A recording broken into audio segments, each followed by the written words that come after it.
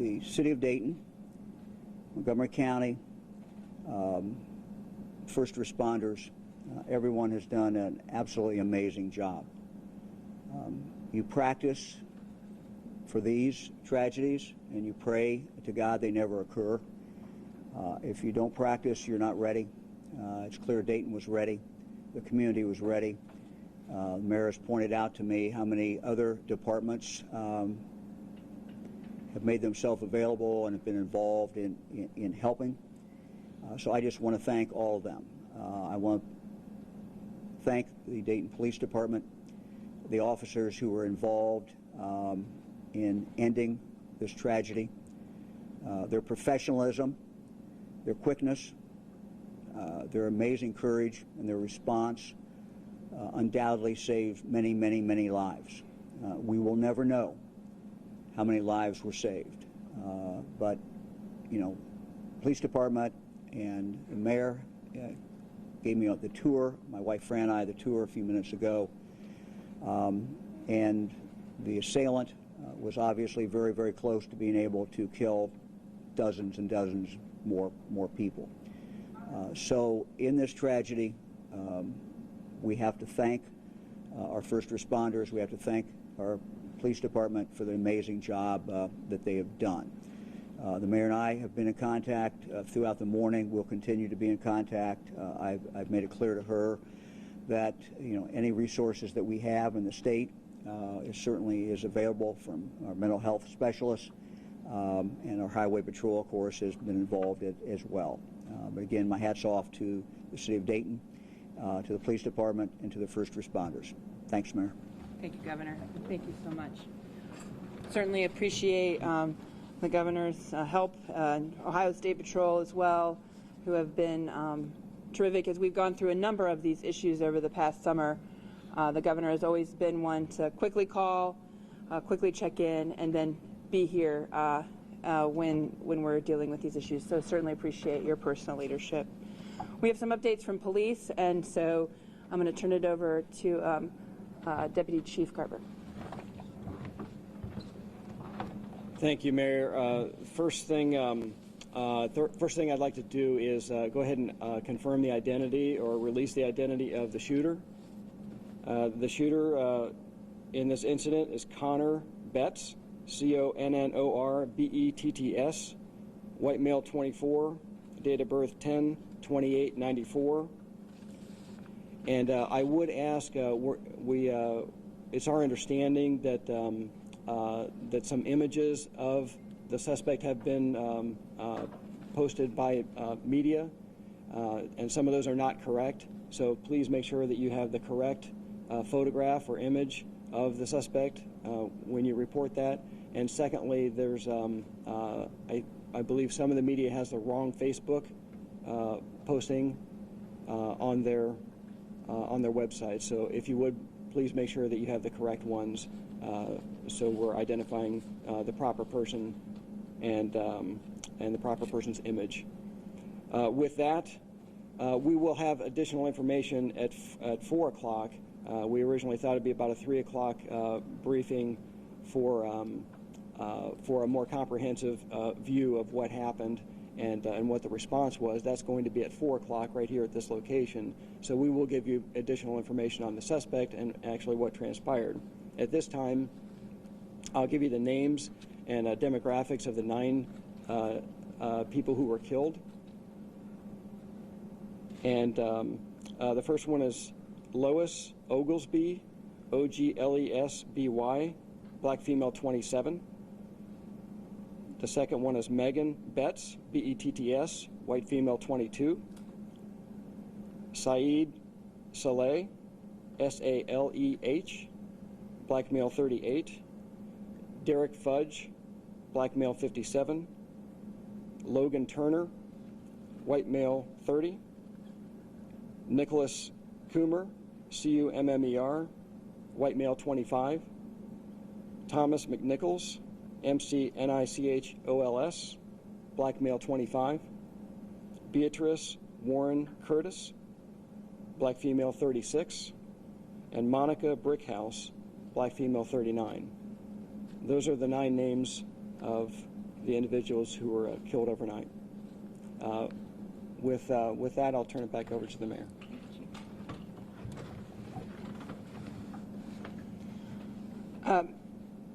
So tonight I want to also announce we will have a vigil at 8 p.m. We've talked with the leaders of the Oregon Business District Association. It will be on the streets of Fish Street in the Oregon District at 8 p.m. this evening. Also, the blood center is closed today. We've been informed they have adequate supply today, but we want to remind people that if they want to take action, it would be good to donate blood tomorrow. And we have a special effort that we're putting together, and I want to thank the Dayton Foundation and have Mike Parks come forward to explain what we're trying to do for victims' families. Thanks, Mayor.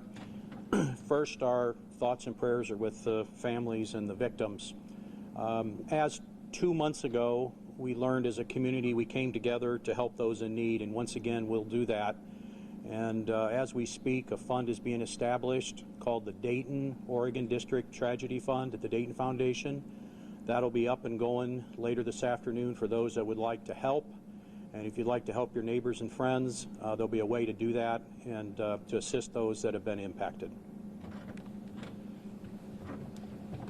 Thank you, Mike. I think what's most amazing about our community is once people woke up this morning as early as 5 a.m., 6 a.m., 7 a.m., folks and leaders from across the community called or reached out and said, what can I do? And then others we called and they immediately stepped in. And I want to really appreciate the Dayton Foundation for doing this quickly, as we know that there will be people that weren't prepared, obviously, for such a tragic event in their families.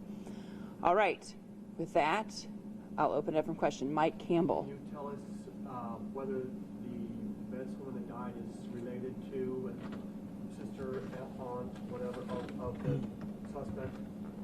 Yes, that's the sister of the suspect. Was she found in a different location from your other shooting victims? All 9 shooting victims were located in the Oregon District on or around 5th Street. Is there another crime scene in a different area related to this? As I said earlier, the investigation leads us in different directions. So obviously we look at vehicles, we look at houses, and yes, we did conduct a search warrant earlier today. Can you please say and spell one more time the names of the 9 people? And we will put this on our site as well. So how about we do that? Maybe Is that that'd be okay? best. I think that'll be best. We'll put that up. You mentioned that all of the victims were found in the same location, but we're hearing reports that the suspect's sister and boyfriend were found in a car. Can you comment on that? That's incorrect. And I will say that the family members of all 9 people who are deceased have been notified, and a victim witness member from the Montgomery County Prosecutor's Office has been assigned to each of those families to help them through this process as well. And that's why we waited until this afternoon to release the names. Deputy Chief, have you learned anything further about a possible motive? We will address that at 4 o'clock as best we can. We will be able to provide much more information on the actual incident itself at 4 o'clock. The suspect is in Bellbrook, is that correct?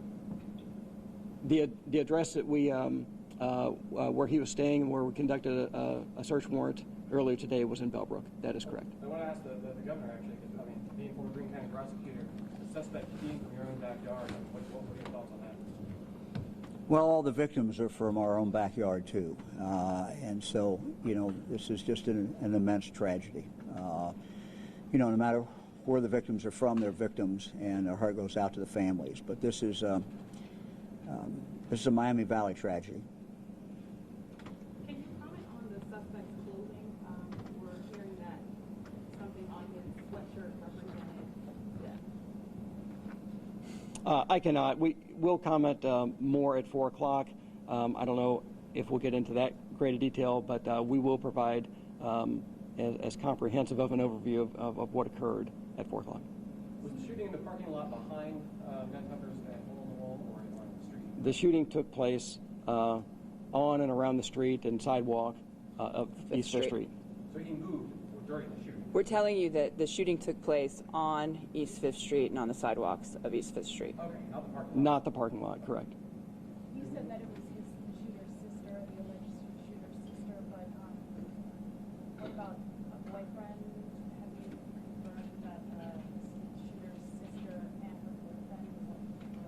We can give a little bit more information at 4 o'clock on that. I'm sorry, I can't hear you.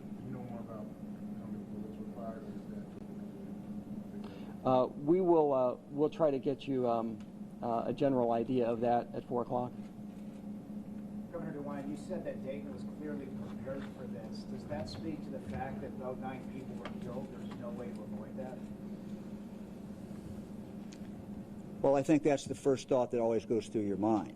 Whenever there is a tragedy of any kind, the question is that policymakers have to think about is there anything we can do in the future to make sure something like this does not happen? And make sure is the wrong term, but to lessen the possibility or to lessen the number of people who were killed.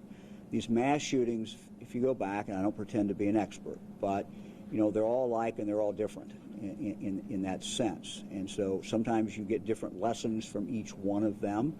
I don't think today is the day to try to draw the lessons because frankly we don't have all the facts, and there's going to be ample time for all of us to talk about what we learned from this tragedy. But again, without all the facts, I would just tell people just wait till you get all the facts, and then we can start having those discussions.